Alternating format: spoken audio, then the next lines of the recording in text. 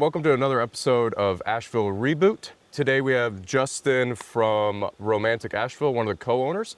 How you doing, man? Doing pretty well. Thanks for having me. So if we want to just go right into it and talk about your background, we've been wanting to work with Romantic Asheville ever since we purchased the property here at Engadine.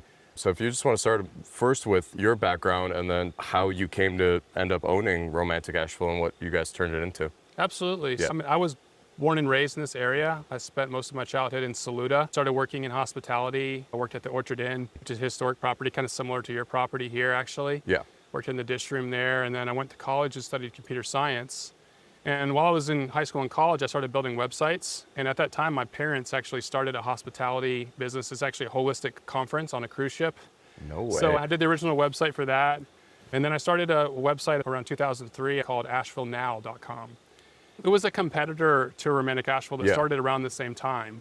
And I gave it a good 6 years trying to run that business while also starting to build a marketing consultancy on the side. And when I sort of wound down Asheville Now, I set my sights on eventually acquiring Romantic Asheville, and I built an agency called JB Media Group. For a while, we were one of the premier digital agencies in Asheville. We grew up to about 15 employees at our peak and did a lot of work with tourism and hospitality in this area. We were the marketing agency for Tupelo Honey when they started franchising around 2013. We did work for the Grove Park Inn and some other tourism DMOs around the area. And then we branched out and focused on social impact and nonprofit work nationally. Really? And then during that time, I became aware that Romantic Asheville was for sale. I used the team I had and our experience and my previous experience running a competitor to put together a deal to purchase the business. Lined up an SBA loan and bought the business, and I've been running it ever since. I ended up winding down and selling my agency actually right before Hurricane Helene hit, the middle of 2024. You said it was a merger? Yeah, it was a acqui-hire merger. What was left of the business found as many jobs for most of my team, including myself, with an acquiring agency. They were actually a tourism and nonprofit focused marketing firm that was about twice our size out of St. Petersburg, Florida. The timing was crazy. Like Hurricane Helene hit us right when we were doing the merger, and then a week later, Hurricane Milton hit their headquarters head on. Cut to post-COVID, September 27, 2024, where were you at when Hurricane Helene hit? I was actually in my girlfriend's house in East Asheville. I had scheduled that entire day on Friday to work on the merger, like to prepare the emails to my clients and prepare messaging around the merger. We lost power the night before and never got it back for like 20 days at that house. Yeah, I mean, my office in West Asheville actually had power back within a couple of days, and we started working again by the middle of the week, but it was crazy. When did you close that merger? Almost a little less than a month before the storm, early September. What did your life look like a month after the hurricane? The house I was spending most of my time was my girlfriend's place, but it had some damage, so she was preparing to move out while she was getting the quotes and everything lined up for repairs. My daughter and my ex-wife went to New England for a few weeks, and I was trying to figure out when they were coming back. I was in a brand new job, heading up search engine marketing for the company that purchased my agency, so I was trying to get my feet under me with my new role. And also Romantic Asheville. I mean, we basically gave every customer between 1 and 6 months of free advertising based on how impacted they were by the storm. So cutting to 6 months after, what did your life in the business look like after the hurricane? Well, 6 months after, I guess that would be like March of this year, so thereabouts. I was fully in my new role as director of search marketing for about a 30-person firm out of Florida, working half-time in that role and half-time as the CEO of Romantic Asheville, and just trying to understand the recovery and how it was impacting the tourism economy in our region. A few months after that, I stepped into a full-time role at Romantic Asheville, which I've been in for about 2 months. And now I head up sales and lead the content strategy for the site as well. What does the business look like now? Well, we've been really grateful that since we are the only independent, locally owned regional tourism website, we had a lot of customer loyalty. We've been really grateful that a lot of our customers have stuck with us, even as the tourism economy has been hit by the storm and is still recovering.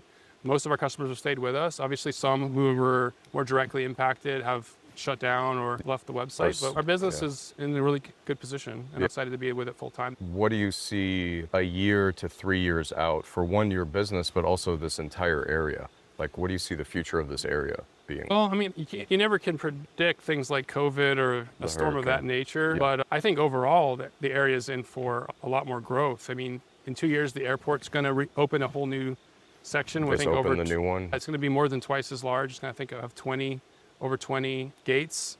And then 26 will eventually be completed from there to downtown Asheville and further north. So I think when that stuff is all completed, the access to Asheville will be much greater. And I think that the tourism in the region will be at an all-time high. Do you have any metrics on the marketing side for growth when it comes to a year to 3 years out? It's hard to predict. I mean, even the consultants that the largest tourism organizations hired, like, I think that they expected things to be recovering faster than they have. But I think that's typically the case. You can typically do less than you think you can in 1 year and more than you think you can in 10. And so I believe the area will rebound significantly, but I don't really have any inside data or anything for that. From our side, we saw a big jump right after the 1 year of the hurricane. What do you see the future of your business being like in 1 to 3 years, or at least your goals? I want to continue to grow it. That's a combination of expanding the way we cover the area and adding new pages. We were just talking about adding a page for skeet shooting to help cover what you guys offer here. We're always looking to expand and add new things. With the last 6 months, one of the things I was doing was studying the way AI was impacting search engine marketing. I've been doing search engine marketing for 25 years. And so we've been refreshing our content and it's been bouncing back up and higher in the search engines. Remind me what the search engine optimization is called for the AI. AEO is one of the, there's multiple acronyms that have come into trend, but it's basically understanding both how to show up in the AI summaries within the search tools, as well as typically Google has their own AI summary at the top. You want to be cited there, but you also want to remain the top position below that for people who are still using the organic results too. So it's really gotten more and more complicated the last few years. Is paid search still important? I think so, yeah. In some ways it's become as important as ever. Because Google understands which searches have an intent to click on an ad and which ones don't. And the ones that don't, they try to give you the answer in AI. And the ones that do have a click intent, they actually don't show the AI summary. They just show a lot of ads. It's a really strategic thing on their part to try to get more ad clicks faster. It's hard to even keep up, never mind think ahead. But we're trying to refresh. We're using AI to compare my own content to the content that shows up highest in the AI. So I put forth a query, take this page and compare it to these 4 pages and give me a writer's guide to how to improve it. And look for the gaps. Like, what are we missing? Where can we be better? And then we rewrite the page. What AI do you like to use the most? We're going back and forth between Claude and ChatGPT. I don't like ChatGPT 5 though. It seems to be a downgrade. That just came out, right? Really recently. Justin, I really appreciate your time here. Where can people find you at? Where can people find all the different businesses that you work on? I'm not as public as I used to be when I owned a couple of agencies. But right now I'm the CEO and head of sales for Romantic Asheville. And you can find Romantic Asheville at romanticasheville.com or by the same name on Instagram and Facebook are our 2 primary channels.